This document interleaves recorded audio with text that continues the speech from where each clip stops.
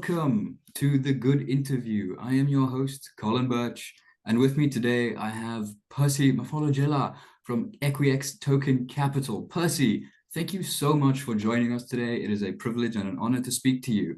How are you doing? Let's get the pleasantries out of the way first. I'm doing well. Thank you for having me here. Definitely excited. So yeah, my emotions are quite high. Ready to just dive into the interview and just share a little bit more about my journey and the company as well. I'm glad to hear it. I'm glad to hear it, Percy, because yeah, that's what we aim to focus on is the personal behind the vision, right? The what makes the man behind the curtain work, right? Something like that. So yeah, let's jump right into it then. So you grew up in Soweto.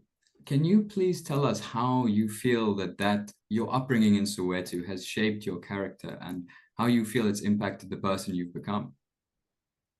No, definitely. It's had a really strong impact on my journey and me as an individual.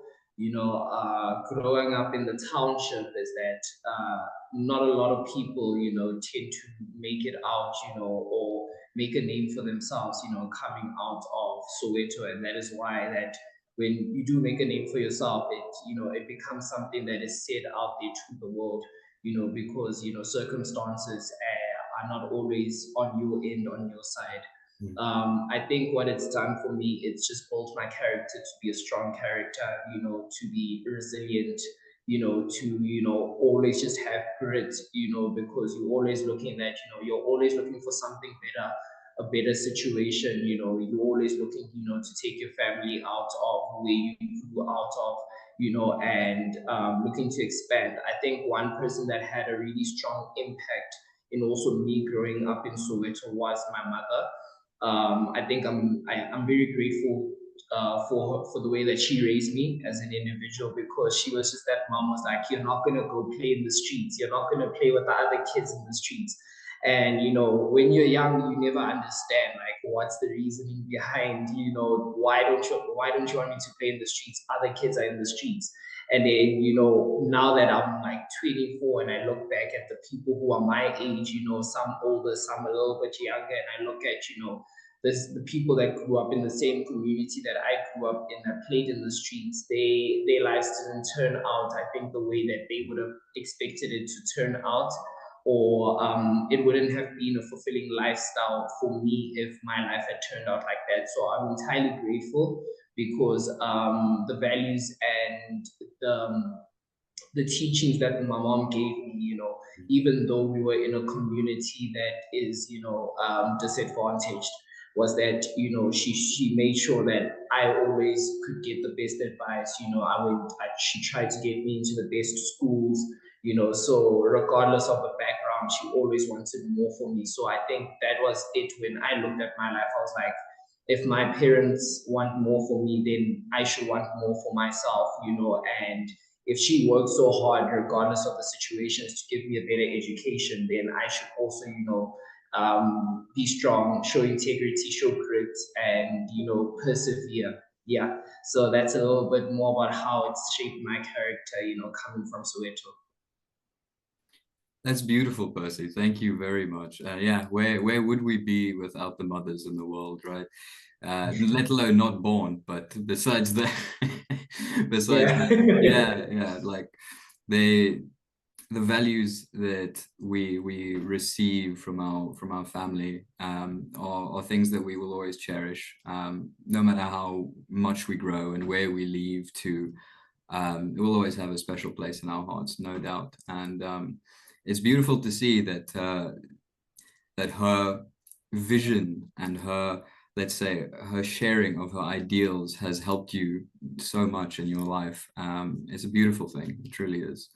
So, but continuing, so now let's focus on your business, right? So you are the founder and owner of EquiXToken Capital, and I would just like to know, right? how does it stand out from some of the other fintech companies that are out there? How are you trying to differentiate yourselves a bit? Okay, so when we see ourselves coming in, right, we see ourselves as a disruptor, but and disrupting a lot of industries, even though we are in the fintech sector, right? So what we've seen is that regardless of the many different institutions, banks, companies, or financial service providers that are out there, throughout South Africa, there isn't many offering the services that we offer, right? And the services that they do offer, they offer it, in the traditional way. It's like, being a programmer and, trying to innovate a bank, but a bank has a lot of legacy systems, built from 1960 what. So where we come in is that we are bringing new technology basically to bridge the gap between, the traditional finance and decentralized finance. So that's already where we see ourselves different. What we also see is that regardless of the many different solutions that are out there, catering to many aspects of real estate transactions, or the transfer of real estate, or investments into real estate, is that they are not as efficient, seamless, and streamlined the way that we are bringing our products. Because if you look at it, the real estate market is still an illiquid market. There's fractional ownership challenges, meaning that dividing traditional assets like real estate into smaller, affordable units is quite complex and cumbersome. So, other institutions decide to walk away from that, and it is high transaction costs when transferring a real estate from one individual to another, is because of the many intermediaries that are there built into the system. And those intermediaries inflate the cost of buying and selling traditional assets. So you would need to go to your bank, to your deeds office, to your custodians, to your lawyers, to your brokers, just to transfer real estate, right? And what that also does is basically eating up all the intermediaries, eat up of the value of the asset. Because whether you're an investor, whether you're an asset owner, when you are buying or selling, you lose a lot of money in the transaction cost, giving it to the intermediaries. So what makes us different is that we streamline all those processes and facilitate a peer-to-peer interaction of transferring the real estate.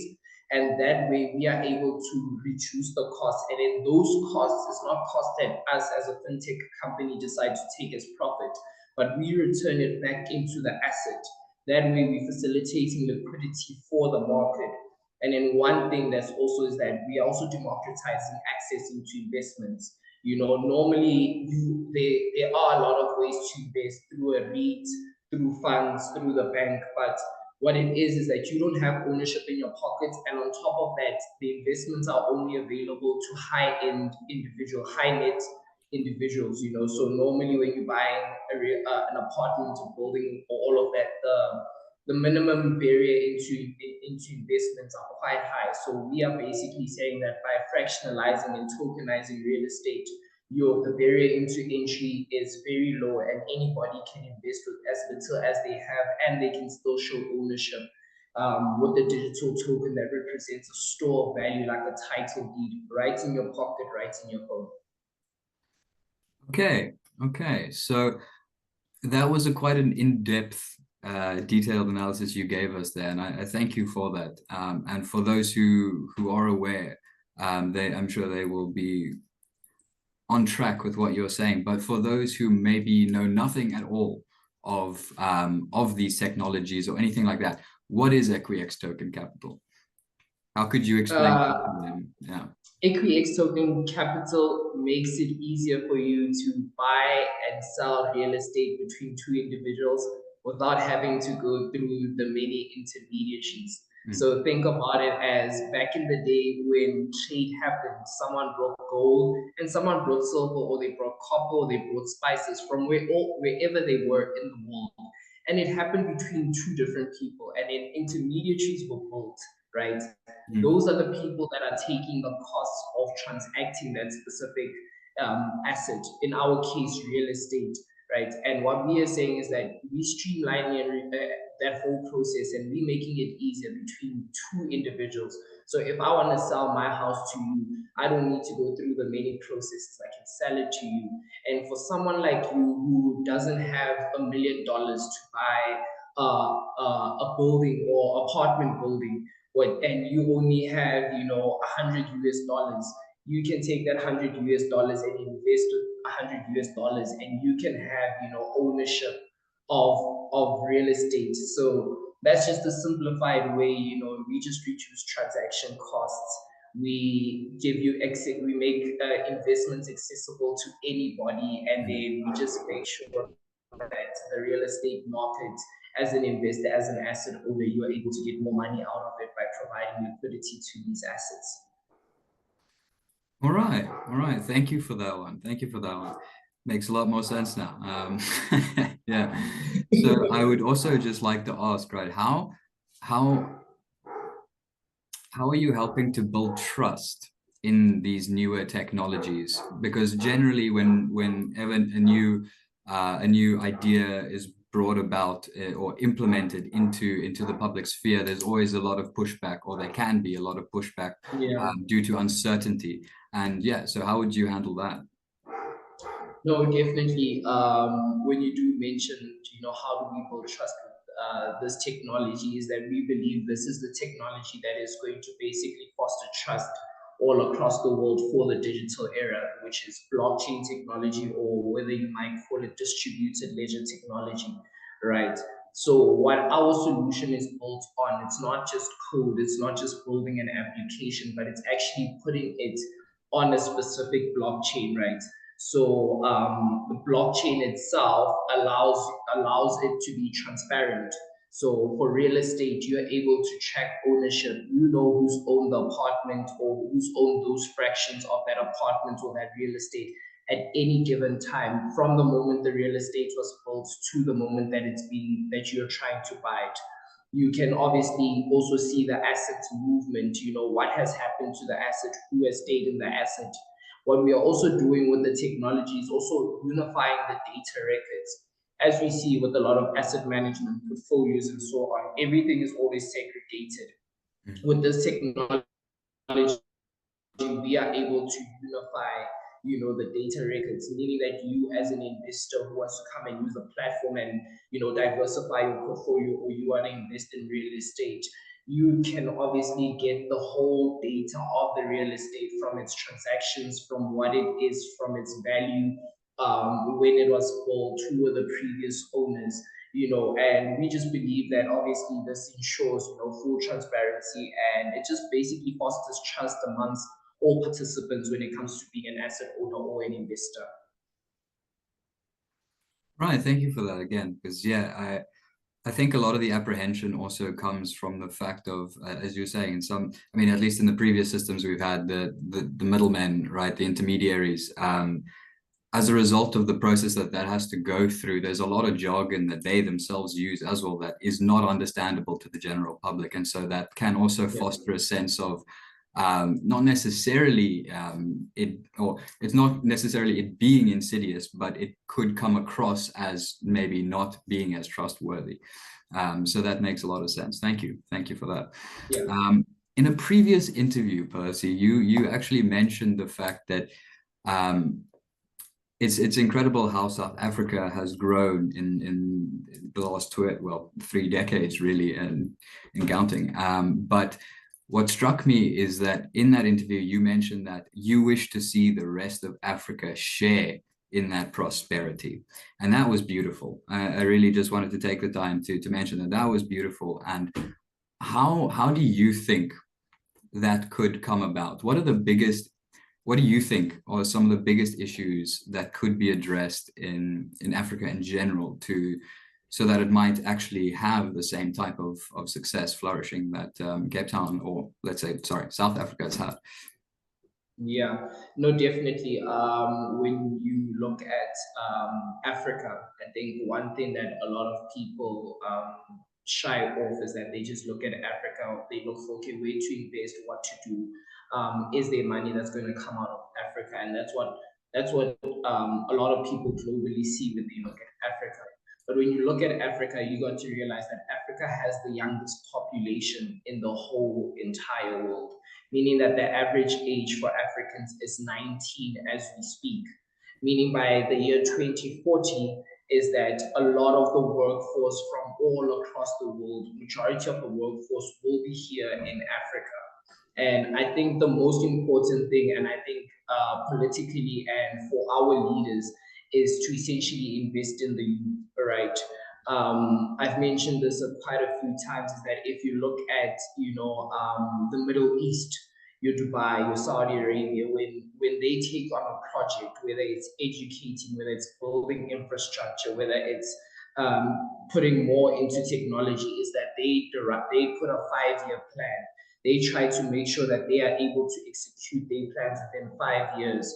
Whereas in us as an African continent, we put plans for 50 years. So Mm. even the people who are drawing up the 50-year plans don't even have that much time left on earth, Yeah. and that shows that we are not really investing in the youth, because even if you put a 50-year plan, the child is born today will be 51 years by the time that that plan comes into fruition. So I think it's not more in the continent lacking certain things. I just feel like we need to just direct, Mm. or we should rather just change our systems here in Africa, for us to make it easier for individuals, for us to educate individuals about where the world is going, the fourth industrial revolution, right? Our education system is not preparing the youth for where the world is going. We've got artificial intelligence, blockchain technology, all these technologies coming in, and then if we see ourselves as Africans growing, we need to first educate our youth, right? Mm. Because one thing there is with regards to Africa and the world is that there's global challenges and there's global opportunities, right? Those global challenges need people who are going to take on those challenges to help solve them. And they also act as a global opportunity for Africa, for South Africa, and for the individual who's solving such problems. So I think it's more in changing our systems as to, okay, this is how Africa is going to run. We are going to educate our youth about tomorrow. We are going to tackle Africa's biggest problems and have Africans tackle them, rather than take these projects and give them to people in Europe, in America, in Asia. So I believe that our youth just needs to be equipped, and that way we could be the best continent in Africa. And innovation could bloom out of here. Unicorn companies could come out of Africa. All right, all right. And so if I'm hearing you correctly, it's a, as you say, it's a restructuring that is necessary of the things that are in place currently, and not only that, but a directing, sorry, a directing of that energy, or channeling of that energy into that which is most salient, right? The things that need addressing now, such as you mentioned, the education. Um, is am I on track here? I'm just double checking. Yeah, definitely. No, you're Awesome. definitely correct on that. It's the education, the systems, and believing in young individuals, Africans. But you need to educate them in order Mm. for you to, give them those challenges to take on, right? Because if we give the challenges to take on by someone who is 60 something years old and is sitting in government, they're not as fast, they're not as innovative, and they're not as sharp as the young people. So it's just a matter of educating the young people and preparing them for where the world is going. And I think that is the best way to solve the African continent and for the African continent to grow. Thank you very much. Beautiful answer, truly. So then, in a similar vein, then, would you have any advice for budding young entrepreneurs? No, definitely. As a young entrepreneur myself, right? I think one thing that I needed to do is that I needed to take a step back and realize that I'm not going to know everything, right? and I'm not going to have access to all the rooms that I need to be in, and for me as an individual, or for any young entrepreneur, is that you need to look at creating those opportunities for yourself. I think there's a famous quote or a famous saying that if you are out there and I asked you today, how many red cars did you see? You wouldn't be able to tell me. But if I told you today, I need you to count the amount of red cars that we are going to pass on the freeway, you'd be able to count. So as young individuals, I feel like we need to go out there and look for those opportunities instead of expect opportunities to come to us on our end, right? I think there's a lot of institutions out there that are assisting young people, but you need to assist yourself in getting into those institutions as an individual, right? If you've got an idea, there is some way that you can go to, and it can take you from being 0 to 1 of being an entrepreneur. If you need upskilling, there's certain places that you can go to upskill. So one thing that I would say for young entrepreneurs in Africa is not to have that sense of entitlement. Understand that you're not going to know it all. The opportunity is not just going to give itself and put it on your plate. You need to go out there, go to the streets, speak to certain individuals. And when you start networking, when you start talking to people, that's when you start to see, okay, I can actually do this, I can do that. So because sometimes you also need to speak to someone who's going to represent you in the room that you are not in. But in order for you to get to that point, you need to get yourself, off that couch, off those video games, off, whatever you're doing that is not contributing to your growth as, someone who's a future leader in Africa or who's a future entrepreneur.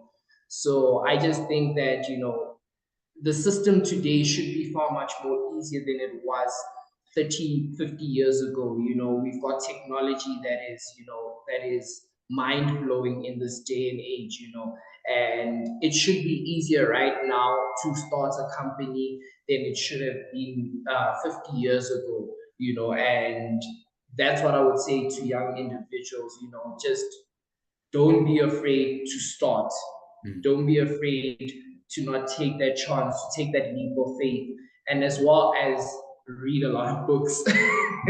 you know, I say it a lot because I never used to love reading, and I think when you start to see that someone's life within 20 years is compacted to something you can read within a month, you can learn so much more. So I think it's always constantly educating yourself and wanting more for yourself as an individual. Yeah, yeah, you make a few good points there. The ability to be able to direct yourself to where towards your vision and towards your dream is incredibly important. You can't just sit around and wait and expect things to just kind of drop into your lap. 100%, right? But interestingly enough, I also like what you said in the beginning about taking a step back, right? And recognizing that you don't know everything. And again, that is so like you just hit the nail on the head there, because if you aren't able to take a step back and realize that there are things that I don't know that I would like to know, right? You have to be able to admit your ignorance before you can actually learn anything at all. So yes, it's a very, very pertinent point you've made there, and along with the reading of books, because again, self-education, the ability to direct yourself is linked to the ability to almost be true to that inner vision and to grow it and develop it. So yeah. On that note as well, right, I would like to ask you, there must have been a few challenges for you in starting EquiXToken Capital. I mean, after all, you are 24 now, right? You are quite young still to have your own company that is jumping and is growing and growing on a daily basis. And I've no doubt, just speaking to you now, that you have put an immense amount of effort and thought and care and love into this, which is amazing. But I just want to know what have been some of your biggest boundaries and how have you managed to overcome them?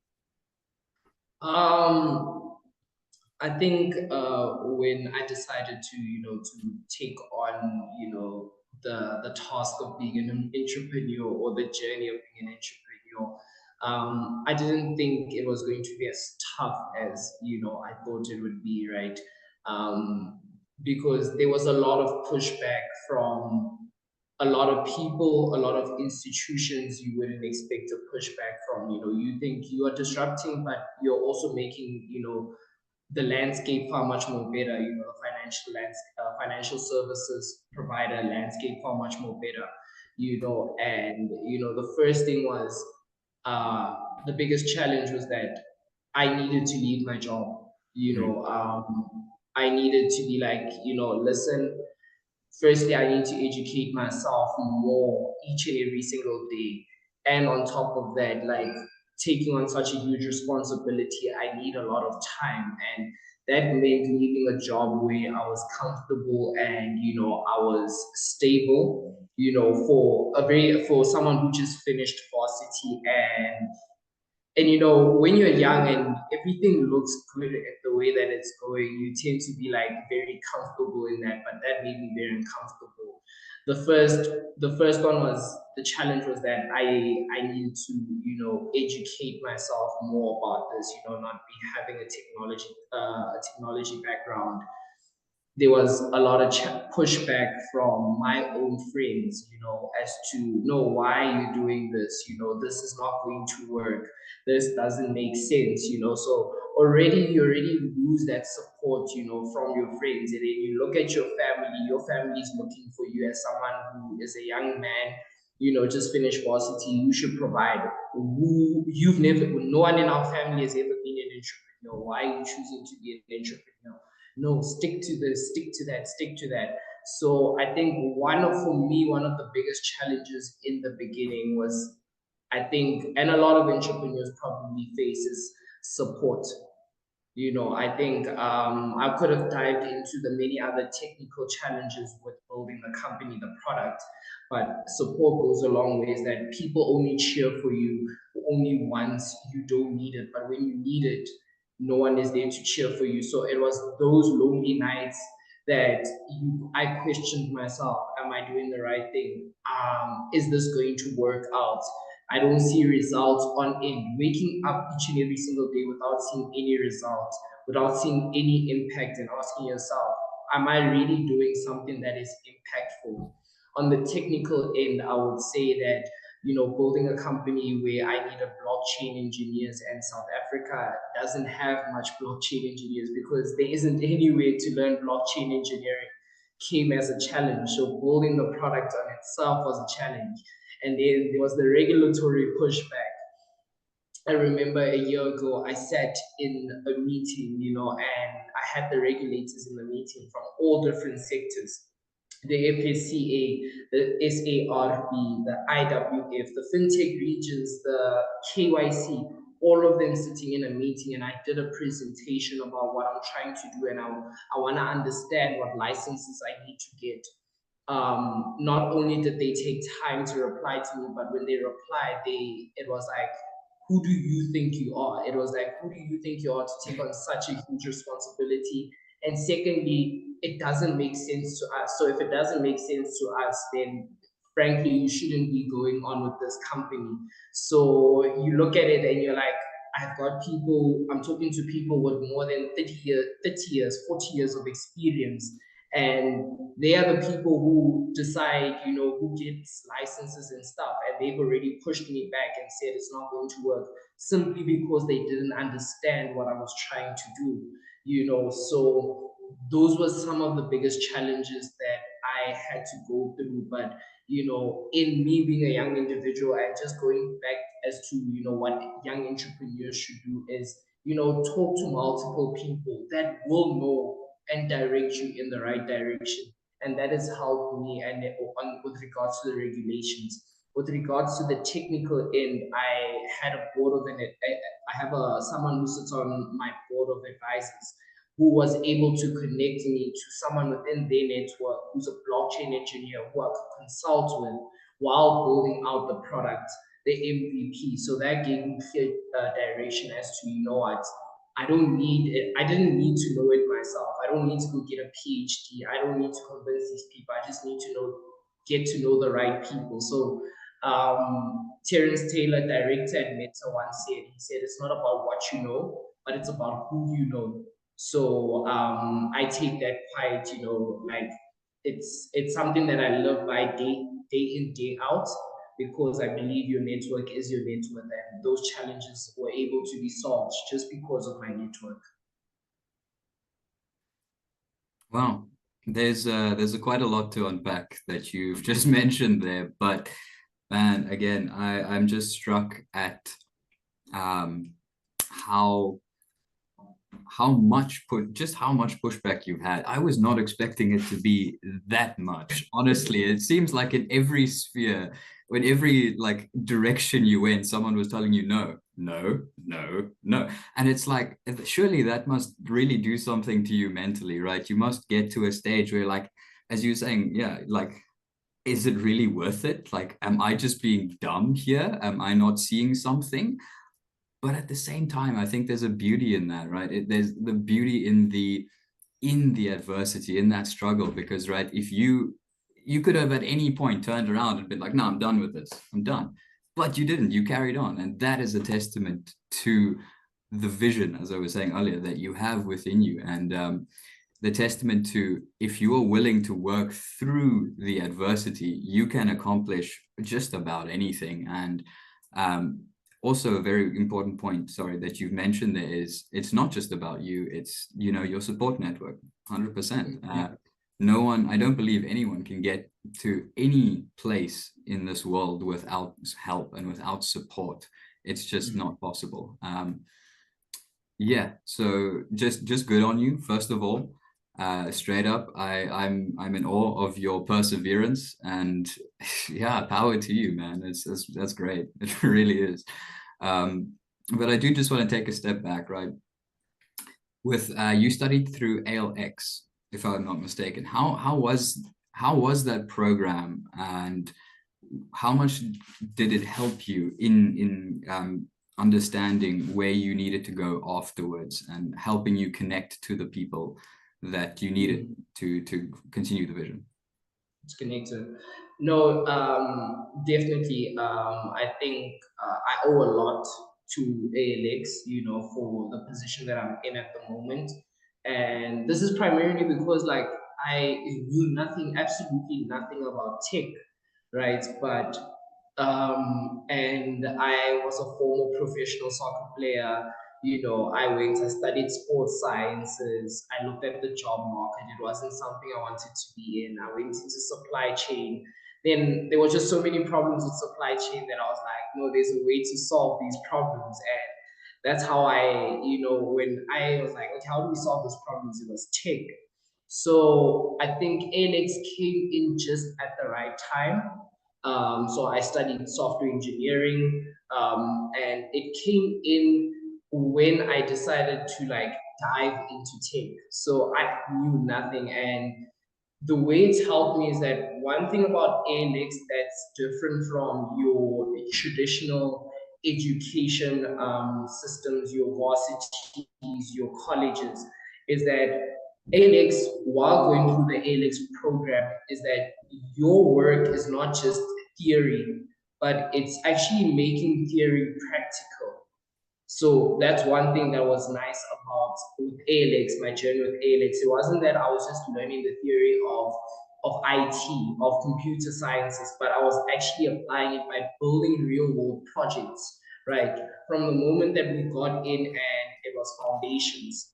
The foundations was clearly set out that there are global challenges, there are global opportunities, and there are multiple of ways to solve these global challenges and opportunities. Whatever tech course you take, you will be actually doing what happens in the real world. So I knew that what I'm doing while I'm studying, it's actually what happens in the office. So meaning that even if I decided to go look for employment, I'm already ready for the office. I'm already equipped. So I took that and I decided that, listen, I'm on this journey. I've got no reason to wait. I'm still young. Let me start my company. And while I'm studying software engineering, while I'm building real world projects, apply it into my actual company. So when you take on a project like, oh, build a website or an interactive application. I took that literally and used my company as a basis of learning. So I was like learning and implementing at the same time. One thing was that they also have Alex Ventures, which took me from 0 to 1 because I just had the idea. I knew technology could solve it, but they were able to help me lay down the foundation. And I think that's one thing that's been beautiful about the journey, was that it came at the right time. The practical work that I was doing in the course, I was able to apply it in the company. They also took me from 0 to 1 of being a founder and basically incubated me and believed in me as an individual because I believed in myself and I believed in the problem that I was solving. So that's also one thing. It's tailor made to make you succeed if you take on the opportunity to, do hard things and, take on those global challenges and global opportunities. You know, Percy, the way you described that, it was almost like a sales pitch. I almost want to go sign up myself, even though I have no interest in software engineering. But no, that's incredible. I'm really so glad to hear that that they helped you as much as they did and you learned as much as you did during your stay there, or during your studies there, should I say. Um, One thing I'd like to ask as well is, what is it to you that is the most, or what are some of the most rewarding factors for in the work that you do, and what exactly is it that keeps you inspired?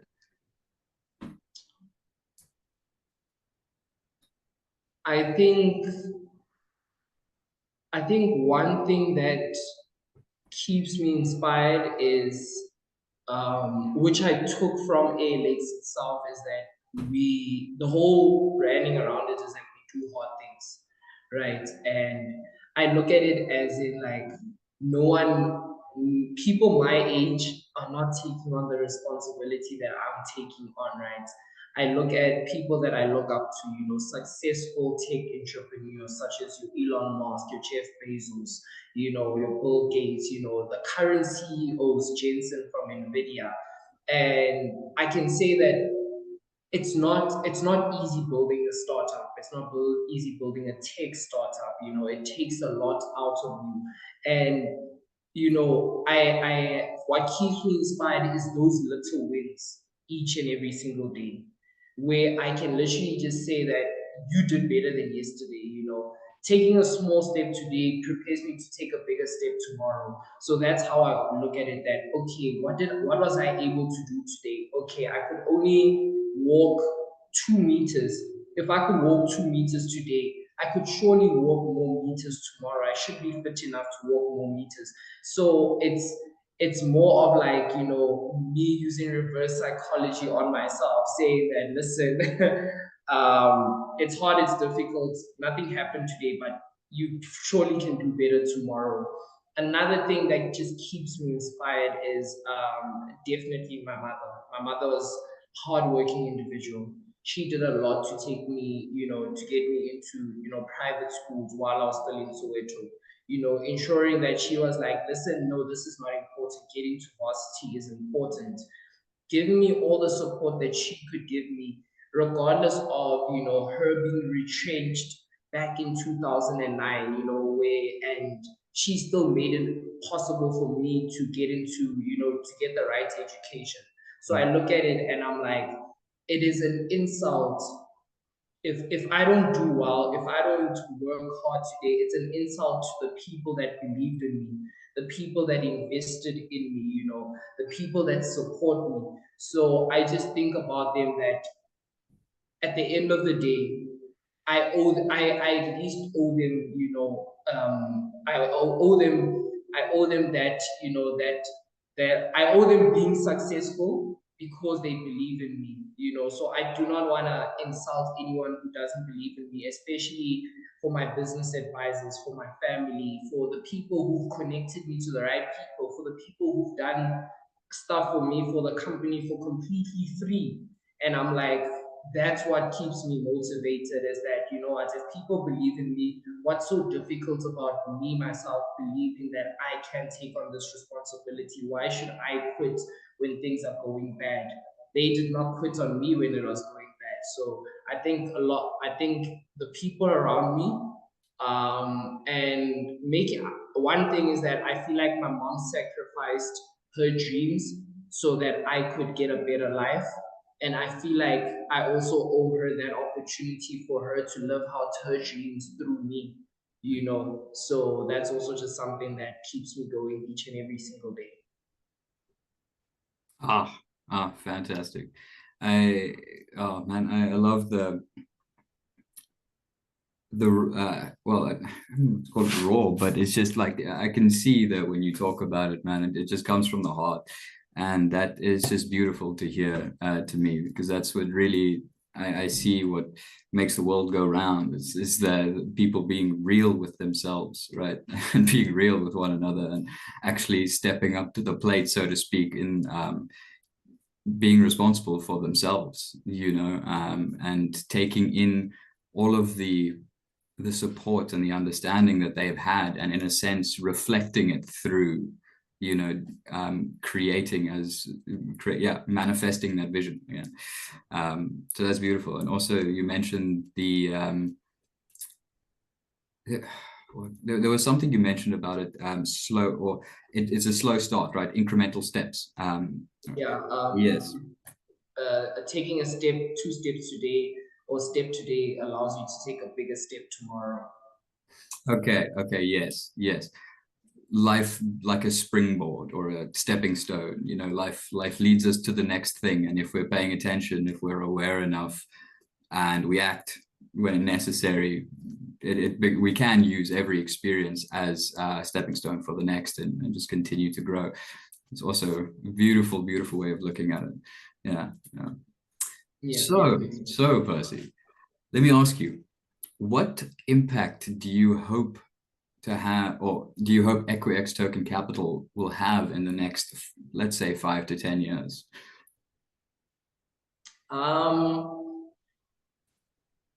We basically at EquiXToken Capital, we basically envision a future where we are at the forefront of this technology.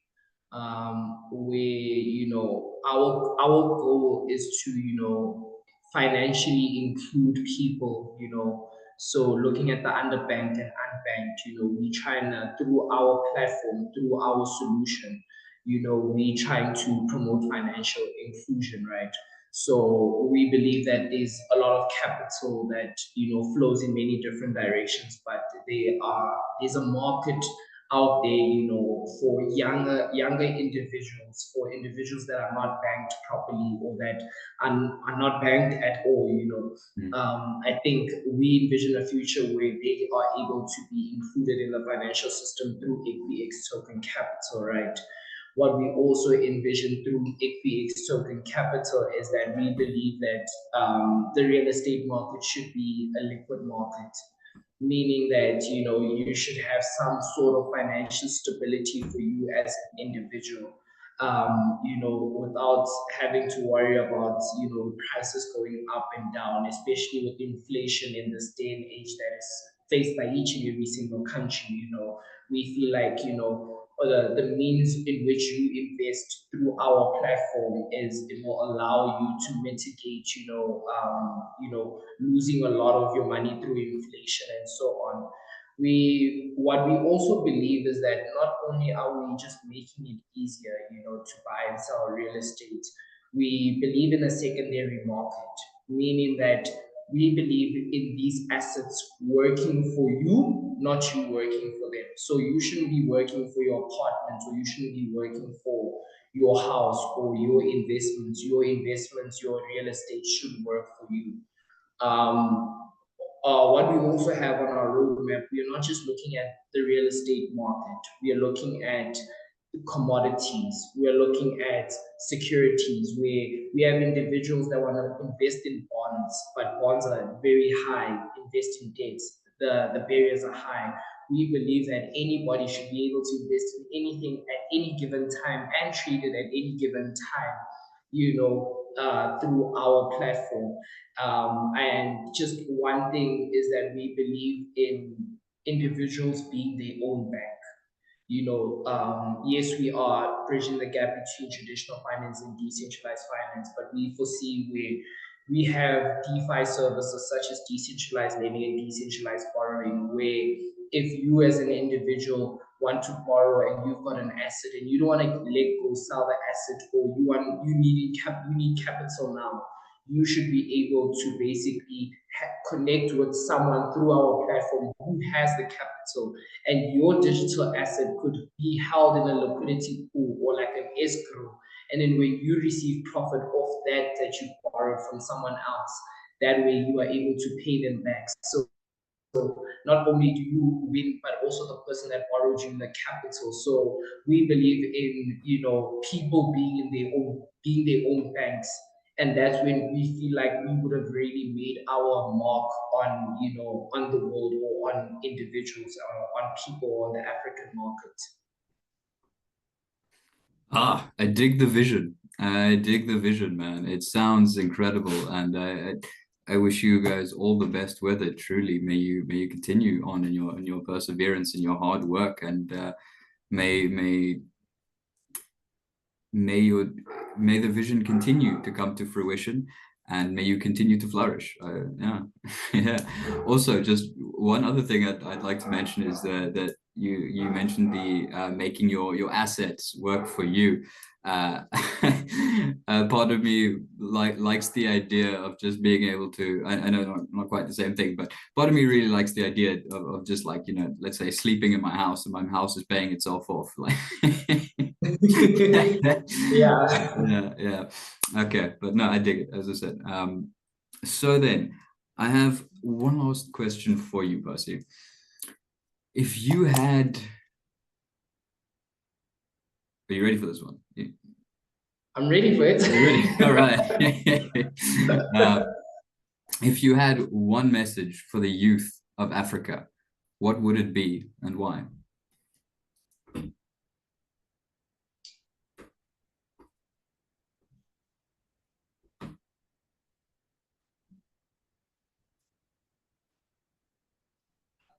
I would say the power is in their hands. This basically just goes back to what I said earlier on, is that, especially you mentioning specifically Africa, is that Africa has the youngest population, right? Mm. And if you look at 10 years down the line, 20 years down the line, they are going to be form part of over 50% of the global workforce, right? And I think it is in them to look past the situations, or that they find themselves in, and start looking at them as people who can provide value. They are the valuable people. They are not people who should be used. You get me? They are, when someone says I am the prize, the African youth is the prize, and they need to realize how do they price themselves. And the only way they can price themselves or be of value to the world or to the African market is, to get out of that comfortable shell and realize how much power that they have and how many problems are sitting all across them. I think the Africans and the youth is where it is right now, because and they are being suppressed by the many problems that are happening around. And I feel like not only is it a challenge, but it's also an opportunity. So if you look around you, same way that I had to take a step back and I was like, I've played soccer, I've worked in supply chain, but am I really solving a problem that is close to home? It had to be that when my grandmother passed away and on the wall was my mom's name, and when my mom wanted to, she inherited the house. When she wanted to put it in her name, the transaction cost for a lot. She didn't have that capital. It was a problem that was close to home, but or if a problem is close to home, everybody has it. So people should start to look at Africa not as in like I said, they shouldn't feel entitled, but feel as if like they are the person responsible to fixing that challenge. And if you fix people's challenges, then automatically, financial freedom is upon you. You solve problems that are everyday problems that regular African people face, not a problem that a European guy has, not a problem that Mm. American guy has, the problem that Africans have. So that's the problem that we also have as Africa, is that we don't look at the problems that we have here as Africans and try to solve African problems. Because if you solve African problems, then there's a huge market for it. But if you're solving an American problem in Africa, it's like, okay, where's the market for that? There's 100 different more problems to Yeah. fix before you can start fixing such a problem. So that's one thing I can say, is just looking around you and realizing that you are the person to fix that. The power is in your hands.